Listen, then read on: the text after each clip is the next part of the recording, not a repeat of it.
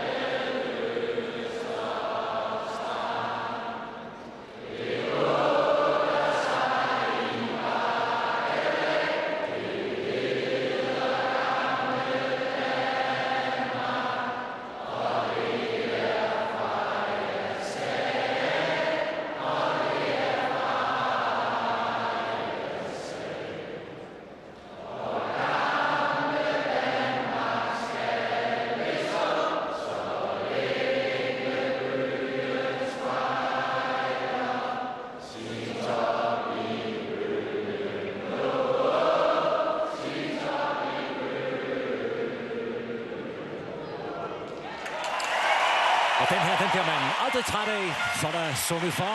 Og om et øjeblik, ja, så går det altså løs med EM-kvalifikationskampen mellem Danmark og Bosnien-Herzegovina. En speciel kamp for herren her, Peter Bredsdorff Larsen.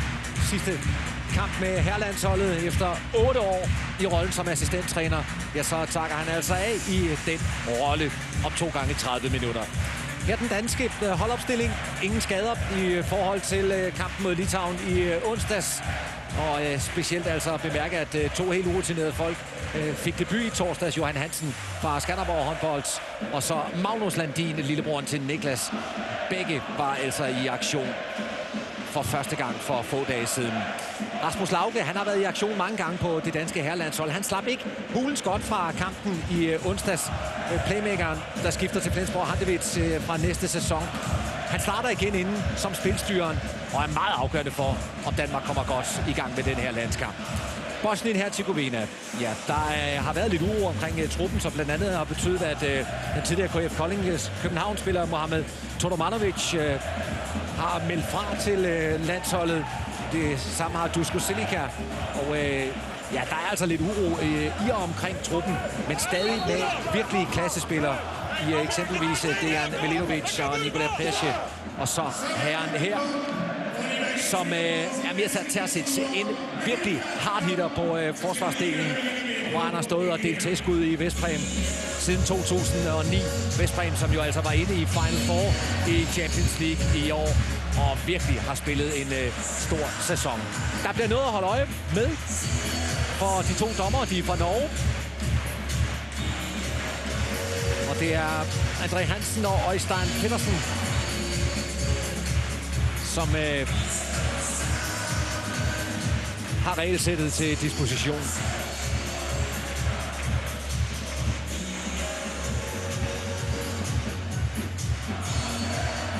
Og det er et hold, Bosnien-Herzegovina, som er meget, meget svære at blive kloge på. Altså, de har tabt i den her kvalifikationsrunde til Litauen. Det bør man ikke gøre. Så har de til gengæld spillet 2 uafgjorte kampe mod Hviderusland, og de afsvinger respekt.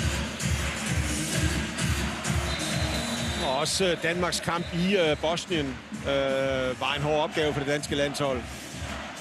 Og vi har et problem med uret i Brøndbyhallen. Ja, det står sådan set bare på real time og viser, at klokken er 18:20. Ja, det er svært at forholde sig til som spiller.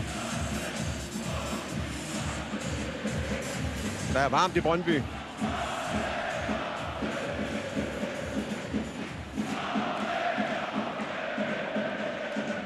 Og der bliver kaldt helt tilbage til start.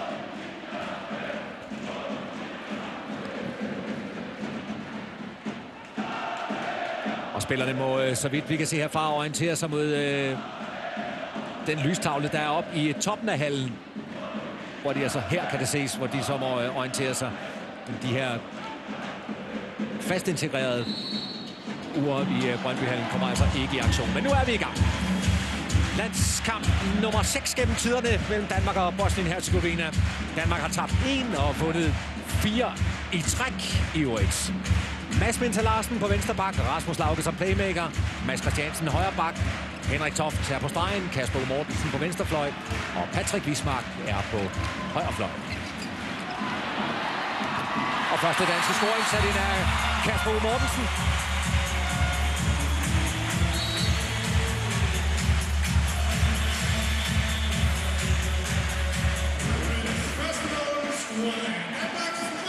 Et meget aggressivt bosnisk forsvar, der lige blev splittet af. God start for Kasper U. Mortensen.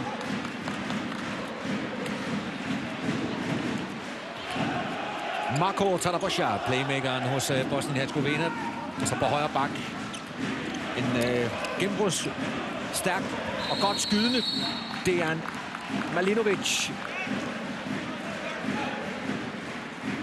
Der blev topscorer i kampen mod Hviderusland i torsdags, hvor han lavede 6 mål for Bosnien-Hercegovina. Han er her. Og den sidder sikkert bag Jannik Gren. Malinovic. Klasse afslutning.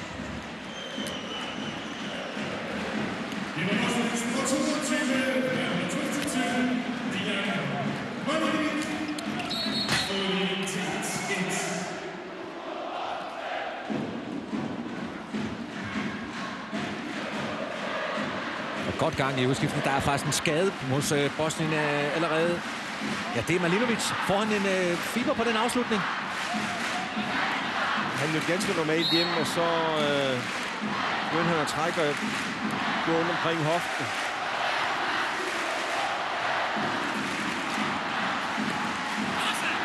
Og det er et kæmpe handicap for Bosnien-Hercegovina. Og det sidder godt. Mads Christiansen. 29-årig højre bak fra Bjerringbro Silkeborg i aktion her.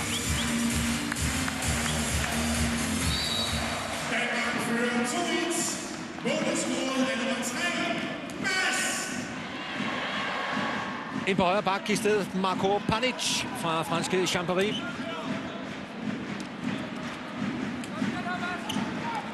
Og det er fortsat en venstre hånd, man spiller med på positionen.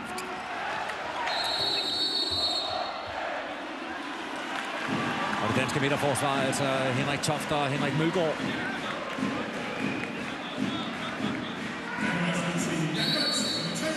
Men han har det absolut ikke godt. Malinovic.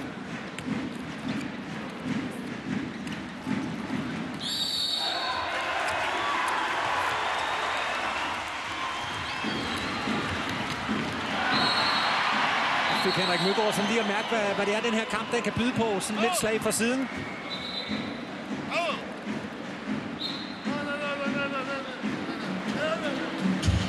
Bundkart. Koste en sko.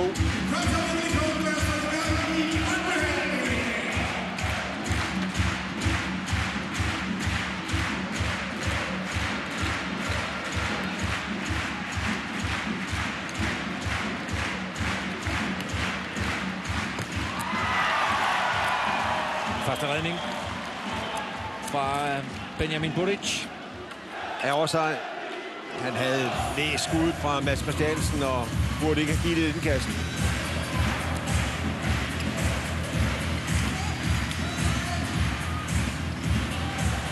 Kasper U. Mortensen. Mads Mensa. Forslag i ansigtet. Ja, han blev ramt 2 gange faktisk. Det er Vranjes. Og så er der allerede gang i den. Vi er knap kommet i gang. Stor opstandelse ude på bænken hos de bosniske officials. Ja, her rammer han Mads Mensa lige på struben, og der kommer der en ordentlig klask op på skulderen. Første slag gav en udvisning.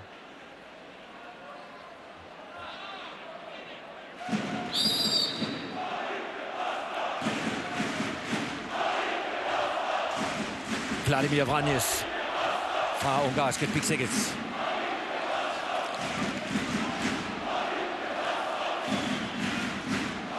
Tager målmanden ud. Og spiller med Josip Peric inden som spilstyrer.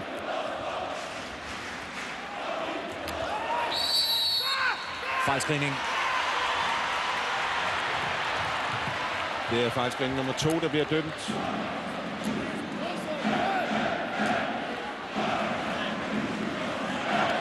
Dragan Markovic er rasende nede på den bosniske bænk.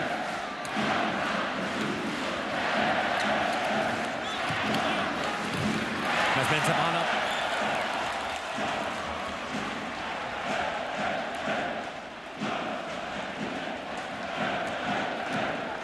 Ja, Scott med plads til Reinecker Løven-spilleren. Godt læst en god redning af Buric, der har sat sig på bænken igen og givet plads for Peric.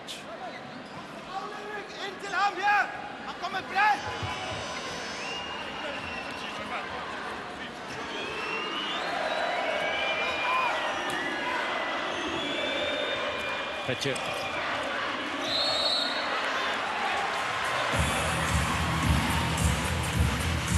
Mads Christiansen. God parade, der kommer ind fra siden. Vrashalic. Der kan jeg allerede sige, at der er så meget teater nede på den bænk, at der kommer en advarsel inden ret længe.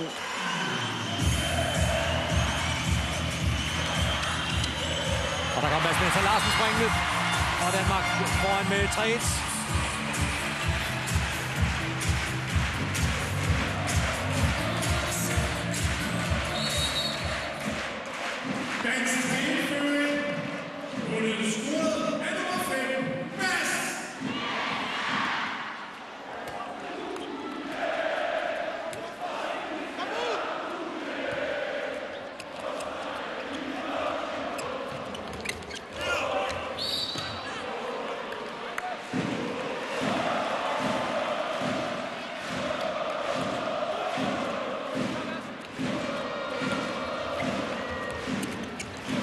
Og det er godt. Afslutningen fra Marko Tadabosja. Parade på Mølgaards afslutning.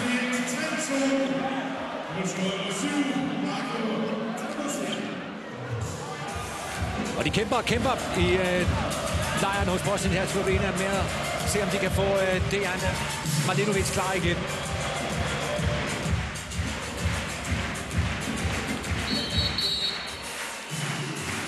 Ja, der kommer en advarsel for mange protester. Og gå væk, siger han. Han er klar til ballade. Træner Markovic.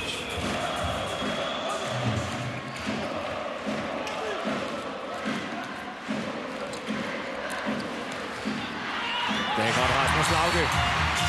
Stor kvalitet.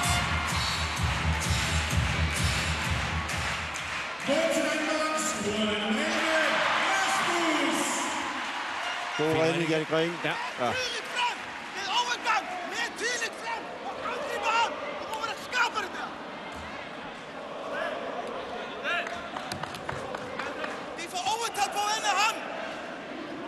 Commodore Guðmundsson lige har fat i Wismark. Han skal være opmærksom i sit returløb. Ja.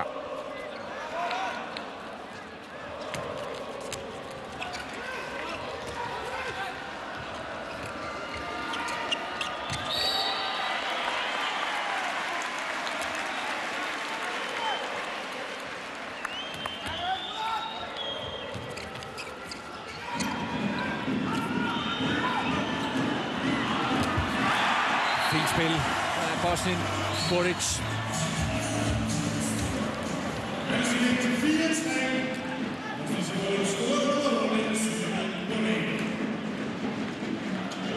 Han spiller tålmodigt og venter til åbningen af det her. Forsvarsmæssigt spiller de meget aggressivt, Bosnierne, og de er kommet for sent til stort set samtlige ting indtil nu.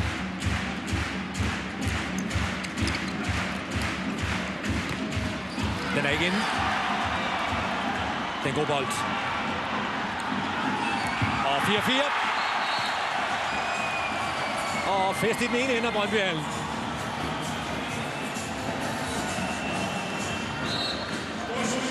Buric har gjort det rigtig godt. Det er et meget, meget fint udkast, det der.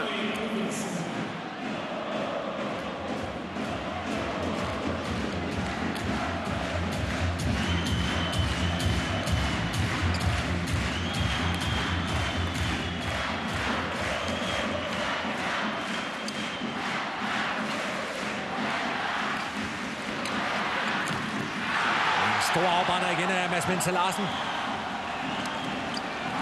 Og landsholdet spiller godt. Er god bevægelse, god dynamik, god temposkift. Kommer til store chancer, men ham her. Okay, den lille krydsbevægelse her var nok, men også fuldstændig lukket af fra burde til side.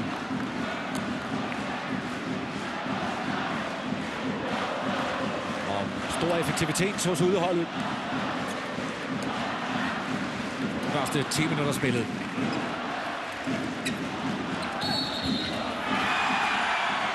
Flotte på frikast inden den bold røg mål. Henrik Mølgaard også godt aggressiv på forsvarsdelen. Ja.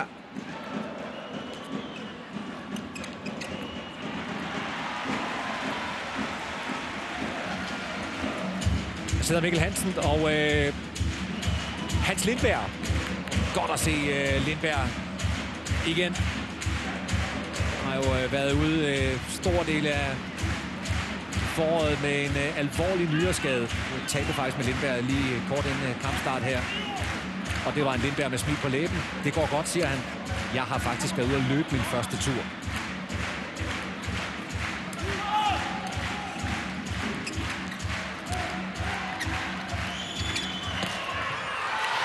Han får rigtig godt fat. Buric.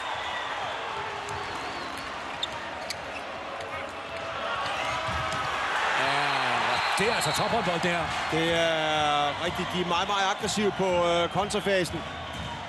Det danske hold når ikke kommer på plads. Og det der, det er heller ikke nogen klasseafslutning, Rasmus Lauke. Og det er en god aflevering.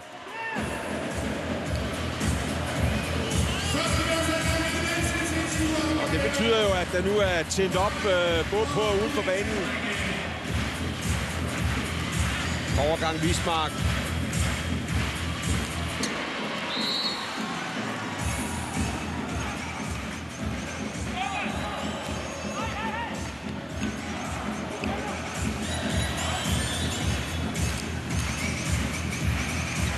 %56 står udholdets keeper med i øjeblikket. Jannik Rehn bare på 17.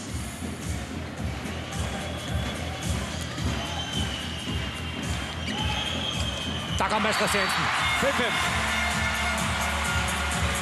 Ja, stor misforståelse i det bosniske forsvar. Hvor Tasic løber med Henrik Toft, og det åbner ballen for Mads Christiansen.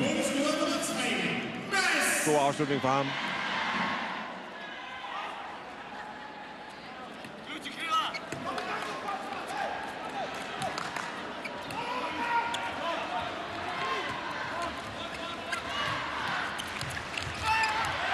Det er altså en rigtig, rigtig dygtig stregspiller.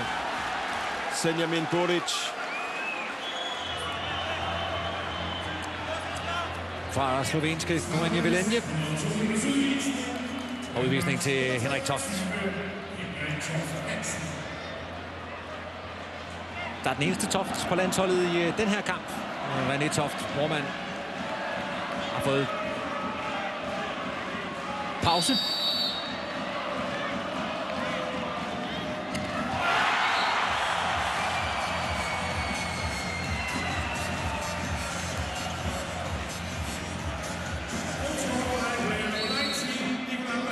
Det skal understreges, at hvis den her landskamp havde været altafgørende for Danmark, ja, så ville René Toft Hansen, så ville Mikkel Hansen være stillet op til kamp. Men de er fysisk overbelastet efter en lang og hård sæson. Og derfor meget, meget fornuftigt, at de får lov at få noget ekstra restitution for det næste kalenderår. Plus en måned. Det bliver vanvittigt for herrehåndbolden. OL-år ude i Champions League, og det er jo der, hvor mange af de danske spillere de er med.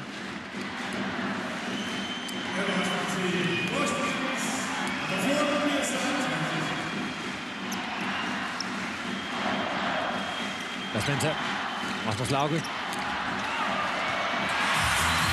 Og det er altså ikke rigtig, rigtig godt, Rasmus Lauke. Gode accelerationer. Gode finter. Rasmus Lauke, der tabte kampen om spilletiden i Kiel.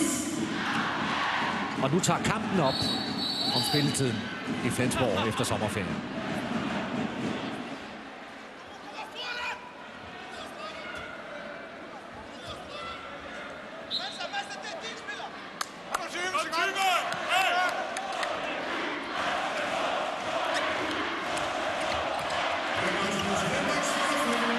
Laver en helt del tekniske fejl, bosnierne.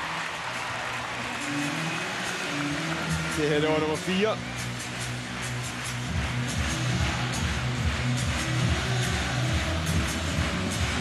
Men også godt tempo.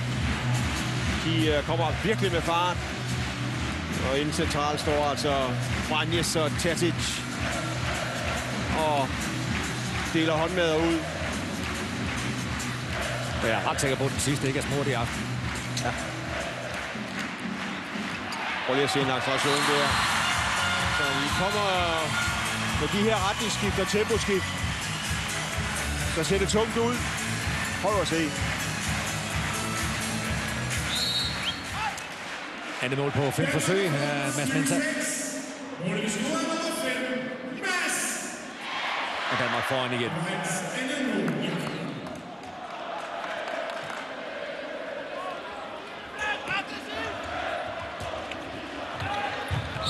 Og den sidder lige i ansigtet på Jannik Gren. En straffekast, Thomas.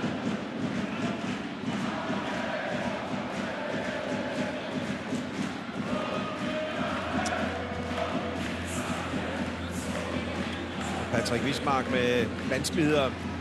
Wismark, der ellers i den danske liga hører med i kategorien af rigtig, rigtig dygtige forsvarsfløje. Og det bliver Marco Tarapasha.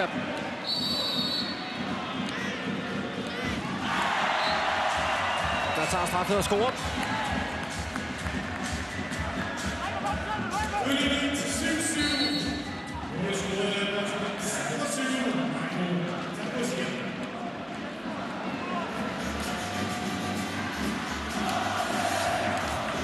Kommet ind og har fået en stor rolle. Pludselig her Marco Tarapasha. Det er bare den anden landskamp, han spiller.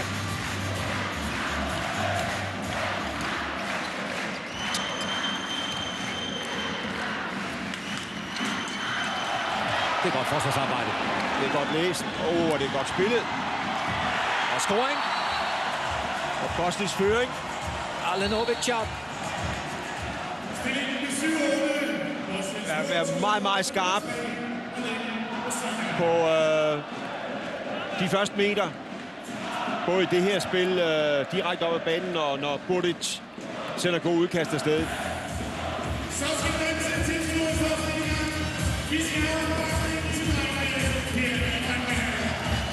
De her mand-mand-dueller, dem taber de gang på gang. Ja. Rasmus Lauke, der rykker sig fri igen. Rasmus Lauke og Mads Mensah gør nogenlunde, hvad der passer dem, og så har de Mads Christiansen til at ligge og lægge pres. Men accelerationerne og finterne fra Mensah Lauke, det går ondt på modstanderne.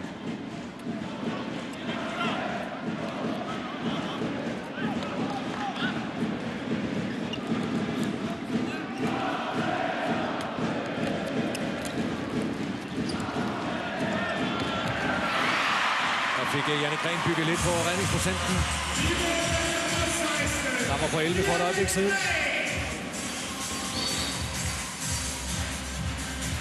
Det har bekymrende lidt ved at spille sig igennem det danske forsvar. Ja, det gælder faktisk i begge ender, så det er også derfor, vi har 16 mål efter 17 minutter.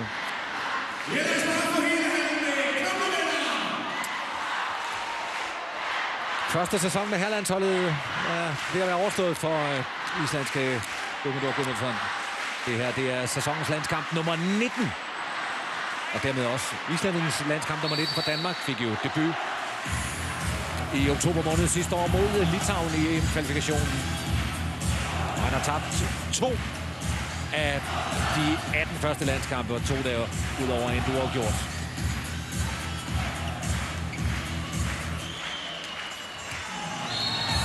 Angrebsfejl. Og den ene af de der landskampe, 2 nederlag er jo ingenting, men den ene er den ene. Ja, det er jo så den, der gør, at sæsonen ikke er blevet fænomenal for landsholdet. Det var jo kvartfinale nederlaget til Spanien ved VM i Katar, hvor Juan Canellas afgjorde det til spansk fordel i allersidste sekund. Bosnien-Hercegovina var jo også med i Katar. De blev nummer 20. Det var deres første slutrundedeltagelse nogensinde.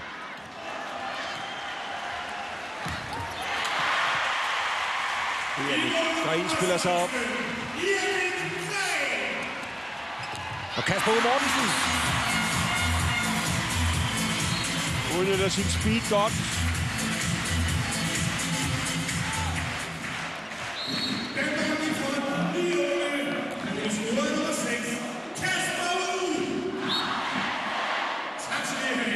Kasper Mortensen, der bliver endnu en dansker i den tyske Bundesliga for næste sæson, hvor han bliver holdkammerat med Hans Lindberg og Allan Damgaard i Hamburger Sportsverein.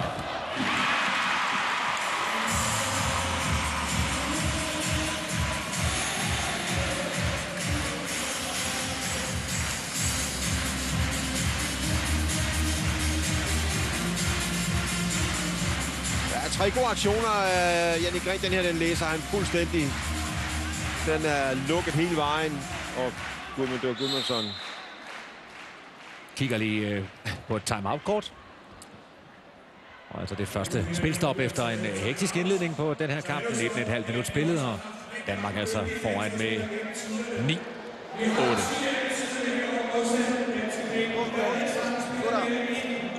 Vi skifter Mølgaard, kommer ind som venstre bak nu. Og vi spiller Barca venstre. Det som vi skal prøve jo er at lægge pres på dem her. Og se hvor langt de kommer ud. Efter det kan vi kigge efter stregen. Men hvis de løber ind efter ham, så kigger vi efter at komme hurtigt tilbage og komme ud af til fløjen. Alle vi spiller det med vendebold og så videre. Okay? Men det er vigtigt at vi tager og ikke alt for tidligere slutning. Vi må spille lidt længere i angrebet. Og vi får gode chancer. Hey gutter! Vi kan sagtens være mere aggressive. Kom nu! Kom! Hvad kan vi for? De der brækker, han flyttede rundt på det. Hvad var det, islændingen gerne ville have det danske angrebsspil til at byde ind med? Ja, men han vil gerne have lidt flere pladsskifter, og så vil han have mere tålmodighed. Og det er jo rigtigt, at de spiller så aggressivt, at hvis man har tålmodigheden, så vil man efterhånden spille sig til større og større chancer.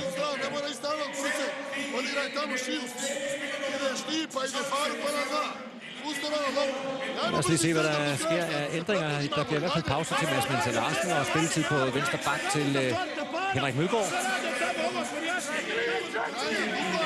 Og Jesper Nødesbo ind på stregen. Ja, der kom pladsskiftet også, og der kom der også spillet ud, men det var en dårlig chance. Der var ikke rytme i det, og der kunne Patrick Wismark godt have taget den med rundt igen. Så den her aggressivitet på de første sekunder, den har vores landshold problemer med. Ja, den var læst, Kasper Mortensen. Du kunne næsten ikke gøre andet fra den vinkel. Nej. Danmarks historisk største opdækning i feltet. Det er Henrik Mølgaard. Den er svær at snakke sig ud af, som Mølgaard forsøger på. Men det her var et meget godt eksempel på, hvor hurtigt det går. Vi har lige haft en timeout, hvor landstræneren siger, lad os spille med lidt mere tålmodighed. Så først Wismark, så kom Kasper farne, og det blev straffet prompte. Og hvis ikke Niklas Landin tager det her, så på et splitsekund, så tager Bosnien-Hercegovina føringen. Den danske anfører inden for første gang. Og bliver kørt godt og grundigt rundt.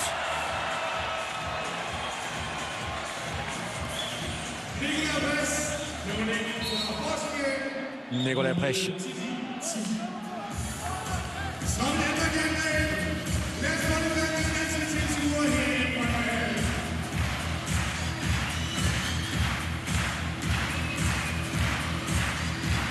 Og for det neutrale øje, så er det jo hamrende fedt at se en kamp med noget nerve i, skabt fordi Bosnien-Hercegovina altså har så meget at spille for. Super kamp, super tempo. Og Rasmus Lauge kan de slet ikke styre.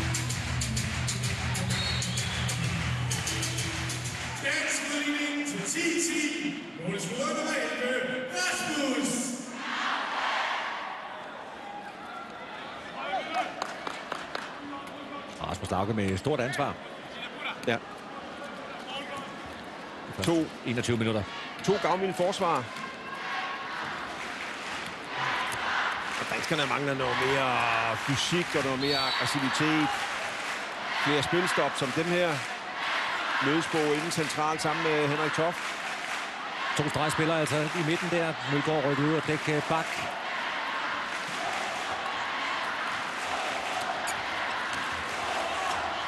Og det er han altså skarpt til.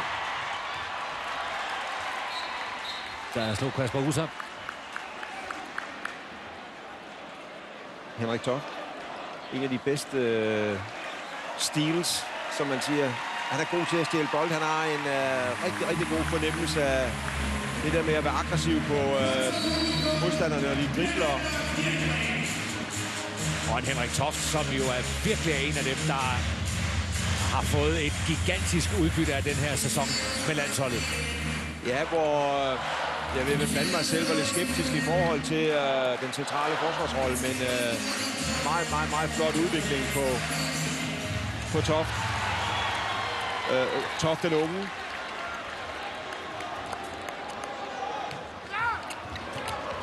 Det er virkelig glædeligt at se, hvor dygtig han er blevet.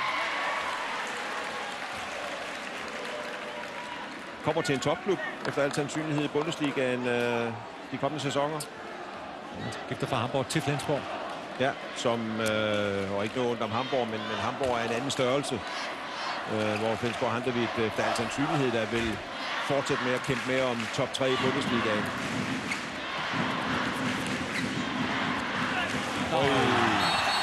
Men der har du det, altså, når du ikke takler sådan en mand som Presch, jamen, altså, giver ham så meget gevind, som Mads Christiansen gør her, så går det for stærkt. Nikolaj Presch, som spiller i Polen. Ja, Sochi. Det er der jo flere af de bosniske spillere, der gør. Det er der måske en god årsag til, fordi der er Dragan Markovic nemlig også træner ved siden af landsholdsjobbet. Og så kan vi godt give cadeau til Budic også. Han er meget dygtig til at læse skytter og spille. Det klare førstevalg nu på landsholdet. Der er kommet et afbud her for nylig fra Borja Grahova fra franske Chambéry, som heller ikke spiller helt den samme melodi, som ham her vil høre. De er ikke de bedste venner. Målmand og træner. Ja, det er træneren, der bestemmer, så længe han er der. Ny timeout. Vi skyder alt for tidligt. Vi skal spille længere sammen, gutter. Vi spiller i 10 sekunder, så har vi taget et skud. Det holder ikke. Vi må spille længere. Og vi spiller i angrebet nu. Vi spiller 3 langt. Og spiller det med vandebånd og spiller en bakkryds. Vi kommer i fuld fart, men vi får også aggressivitet i forsvaret. For helvede, mand. Kom nu! Kom så, drenge, videre. Hvad gør vi for? Sejr! Det er jo et meget godt billede af, hvad det er for en landstræner, vi har. Han vil ikke tabe. Nej, og han er sur. Og jeg kan godt forstå det. Han mangler aggressivitet i forsvaret, som vi har snakket om. Og så vender han lige ganske kort tilbage til, altså vi må simpelthen have noget mere tålmodighed. Vi må arbejde noget mere med bolden, og det er meget forståeligt, fordi det her bosniske forsvar spiller med en kolossal aggressivitet, men det har jo været let for Mads Mensa, det har været let for Rasmus Lauke at skabe overtalene eller skabe positionerne for sig selv. Mulighed for en målføring. Ja, så vil stemningen bare stige yderligere på de øverste rækker nede bag det danske mål, hvor der er en fantastisk fællessang i øjeblikket blandt Bosnien-Hercegovinas fans, og det er jo rigtig mange herboende, der har købt billet. Det anslås, at der er mere end 1000 i Brøndbyhallen denne aften.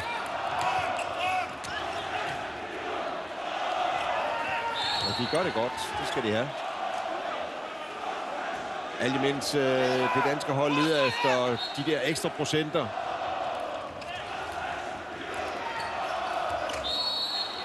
Angrebsfejl.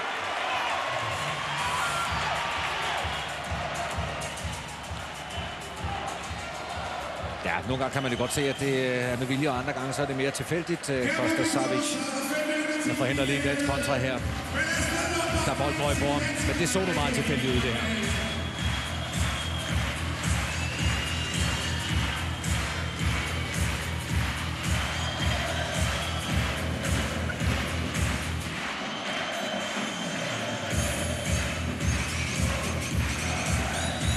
Rasmus Lauke.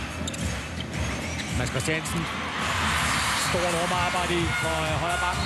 Udnyttet fint.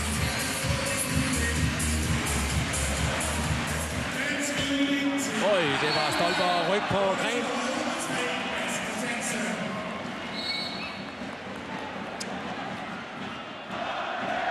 Her først frispillingen fra Rasmus Lauke. Og så droppet fra Jannik Gren. En skam, fordi det er alligevel en chance for Jannik Gren til at vise sig frem. Når man er i konkurrence med Niklas Landin, så skal man tage de minutter, man får for alvor og opbygge sig en god procent og en tillidsfuldhed hos landstræneren.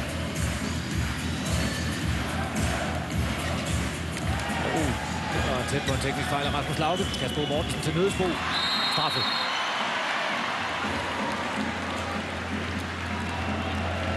Det er jo sådan et klumpet, men en risikoaflevering fra Kasper Mortensen. Sad i næverne på Nødesbo. Og han er jo altså førstevalg på strafkast nu for Danmark. I Eggert til Lindberg og Mikkel Hansen til fravær. Han er god til det. Tak for den, Nødesbo. Han trives bedst med de her gevindbolde. Han står jo også nærmest ude på parkeringspladsen. På den tredje trussel.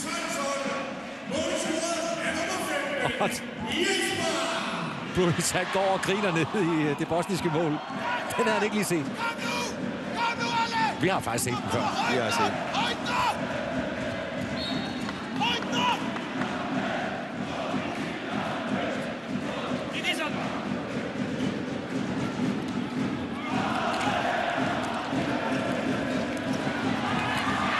Stor redning af Gren. Kontramålet godt til Nødesbo. Og en mere. 2 gange gevind.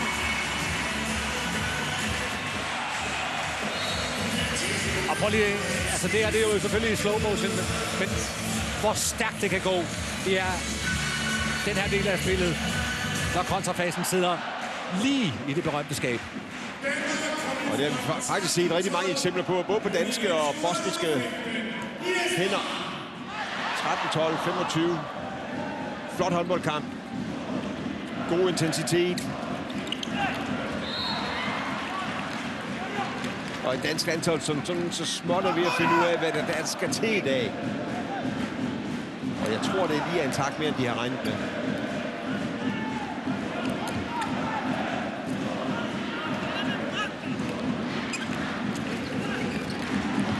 Der var parade på.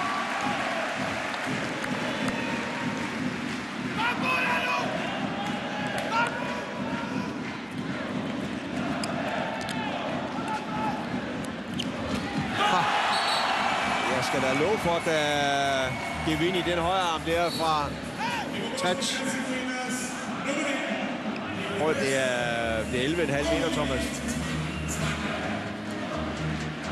Ser fornuftigt ud. Det gør scoringsprocenten også fra Vesterbakken.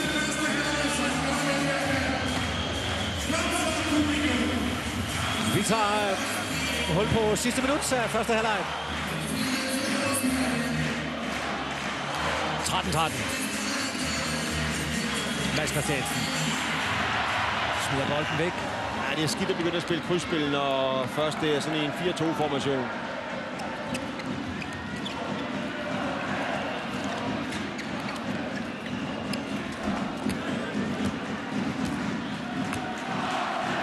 Og mange følelser i spil denne aften. Jeg gad godt vide, hvordan de hviderussiske spillere har det lige nu. De sidder jo altså og afventer resultatet her fra Brøndbyhallen, hvor Danmark skal tage point fra Bosnien-Herzegovina, hvis Hviderusland skal med til EM i januar. Vinder Bosnien i aften, så bliver der ikke plads til det hviderussiske hold i Polen næste år. Ren, kan han tage en mere? Nej, det er godt lagt ind af Ovichar. Hvad skete der med Mads Christiansen? Vi ser det ikke på billederne her. Jeg tror, han bliver ramt af 6 sekunder igen. Tavla Bokja, da han kom forbi. Det er til gengæld høj klasse. Han er op igen, Mads Christiansen.